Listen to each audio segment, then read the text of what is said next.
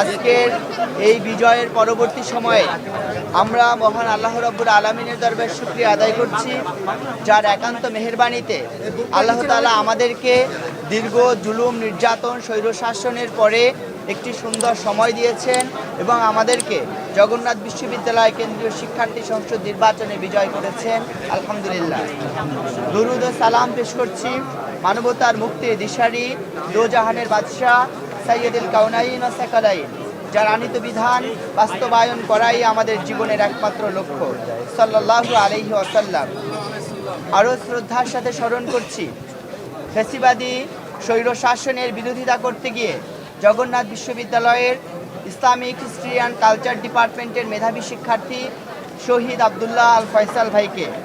শ্রদ্ধার সাথে স্মরণ করছি জগন্নাথ বিশ্ববিদ্যালয়ের জুলাই বিপ্লবের একমাত্র শহীদ, আমাদের গর্ব, শহীদ ইকরামুল হক সাজিদ ভাইকে। শ্রদ্ধার সাথে স্মরণ করছি ভারতের আধিপত্যবাদের বিরুদ্ধে কথা বলতে গিয়ে আমাদের সংগ্রামী বিপ্লবী বীর সৈনিক হাদি ভাইকে। আমরা আরও শ্রদ্ধার সাথে স্মরণ করছি জগন্নাথ বিশ্ববিদ্যালয়ের কুখ্যাত সন্ত্রাসী সংগঠন ছাত্রলীগ কর্তৃক নিরীহ দর্জি দিনমজুর বিশ্বজিৎ দাস, যাকে কুপিয়ে নির্মমভাবে হত্যা করা হয়েছিল, বিশ্বজিৎ দাদাকে স্মরণ করছি।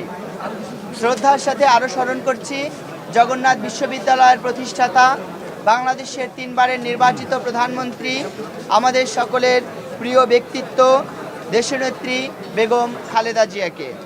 সম্মানিত সাংবাদিক ভাইরা, আজকে আমাদের এই বিজয়, আমাদের আজকের এই যক্ষু নির্বাচনের ফলাফল আমরা শহীদ আবদুল্লাহ আল ফয়সাল ভাই, শহীদ ইকরামুল হক সাজিদ, বিশ্বজিৎ দাস, জগন্নাথ বিশ্ববিদ্যালয়ের সকল শিক্ষার্থী, জুলাই বিপ্লবে আহত শিক্ষার্থীবৃন্দ এবং জগন্নাথ বিশ্ববিদ্যালয়ের প্রতিষ্ঠাতা, আমাদের সকলের প্রিয় ব্যক্তিত্ব দেশনেত্রী বেগম খালেদা জিয়ার জন্য উৎসর্গ করতে চাই।